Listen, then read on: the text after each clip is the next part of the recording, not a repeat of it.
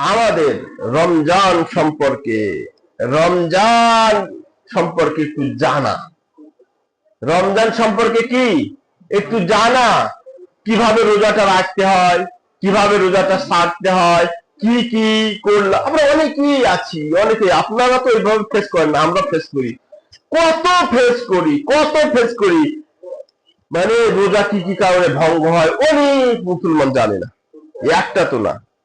আপনি এত কষ্ট করে না খেয়ে আসেন, না পান করে আছেন, রোজা রাখছেন সবের আশায়, অথচ দেখা যাচ্ছে আপনার রোজাই কবুল হচ্ছে না।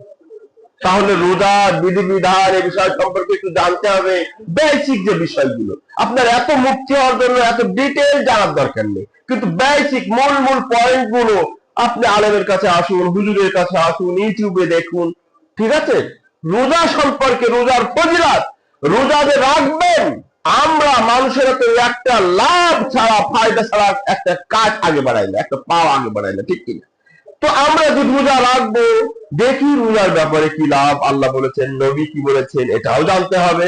রোজা ভাঙার কারণ কি, রোজার ইত্যাদি, যে রোজার মাসলা মাসাইল গুলো জানতে হবে, রোজার মাসলা মাসাইল গুলো জানতে হবে। তা নাহলে তো আপনার রোজাটা কমপ্লিটলি হচ্ছে কিনা সেটা তো আপনি শিওর হতে পারছেন না, তাই না? ওই দেখুন, আল্লাহ সুবহানাহু ওয়া তাআলা প্রথম কোন আয়াত নাযিল করেছেন আপনারা তো সবাই জানেন, ইকরা, পড়তে বলেছেন, জানতে বলেছেন।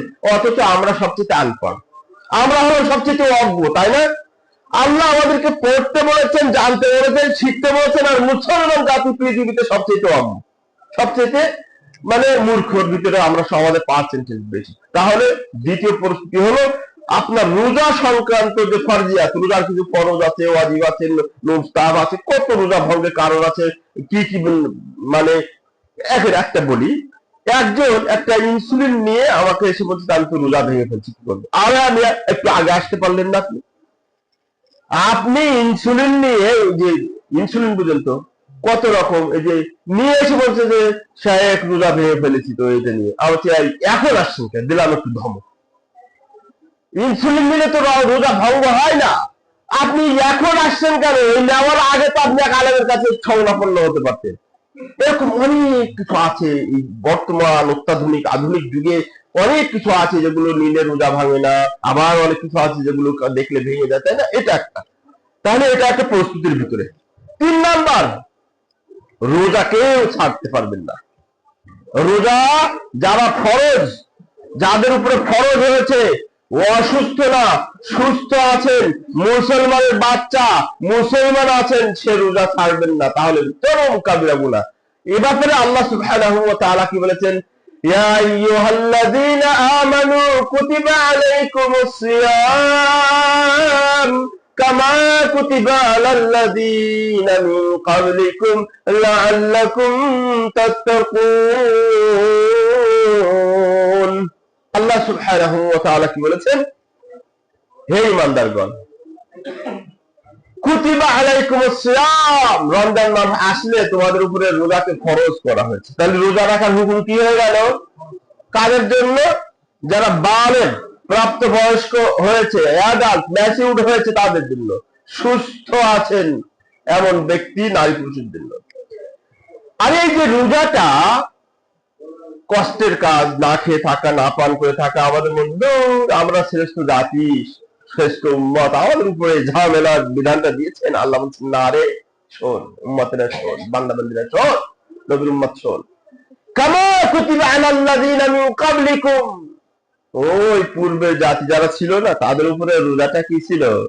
তাহলে কেউ মুক্ত নেই, সবার উপরে রোজা ফরজ ছিল, তাই না?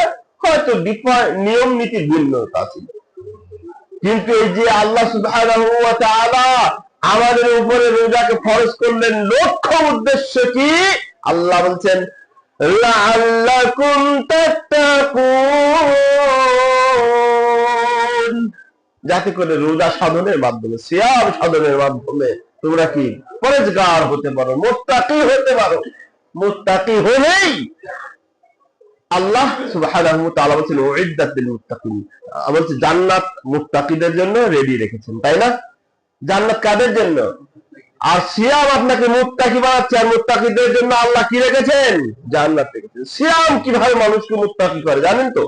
একটা সিয়াম যখন রাখি, রোজা যখন রাখি আমরা, দেখেন রোজার মাস আসলে সিনেমা যারা দেখি, খারাপ ফিল্ম দেখি, বিড়ি খাওয়া, সিগারেট খাওয়া, খারাপ কাজ সব ছেড়ে দেই না? ছেড়ে দেই কিনা? অনেক খারাপ কাজ ছেড়ে দেই।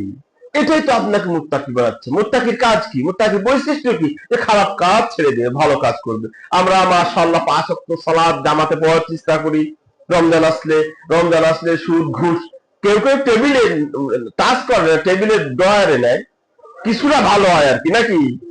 এটা কি হাতে নেয় না? ভালো আল্লাহর ভয় আছে যে হাতে নিলে হাত তো সাক্ষী দিবে, এজন্য টেবিলে নেয়, নাউজুবিল্লাহ। তো যাই হোক, রমজান মাস এসে আপনাকে কিন্তু মুত্তাকি করে, ভালো কাজ করার উৎসাহিত। আমরা সবাই উৎসাহিত হই, ভালো কাজ বেশি বেশি করি আর খারাপ কাজ ছেড়ে দিই, এরকম ব্যাপারটা। তাহলে এটাও একটা প্রশ্ন যে রোজা রাখতেই হবে এনি হাও, যদি আমার শরীর অসুস্থ না থাকে, আমাদের আল্লাহ কর্তৃক বিধান মাহবুবদের যদি এটা না থাকে, আর রোজা ভঙ্গের কারণ যেগুলো, মানে রোজা ছেড়ে দেওয়ার যে অনুমোদন, সেগুলো না থাকবে, কোন অবস্থাতে কোনো মুসলমান রোজা ছাড়বে না। ঠিক আছে তো? ঠিক আছে, রোজা রাখতে হবে। কারণ আল্লাহ নবী সাল্লাল্লাহু আলাইহি ওয়াসাল্লাম এক হাদিসে বলেছেন, আল্লাহ বলেছেন, ফাইন্না সাওমা লি ওয়া আনা আজজি বি, রোজা আল্লাহ সমস্ত বদলা। নামাজের আর রোজার ভিতরে দুটা বিশেষ বিশেষণ আছে, বিশেষ গুণ আছে। নামাজ আল্লাহ স্বয়ং নবীকে নিয়ে ফরজ করেছে, অন্য সমস্ত বিধান ফেরেশতার মাধ্যমে করেছে, তাই না? আর এটা হলো কিসের ব্যাপারে বললাম? কিসের ব্যাপারে বললাম? আরে আমরা তো পড়াই, আমরা মানুষদেরকে পড়াই, ছাত্রদেরকে করি।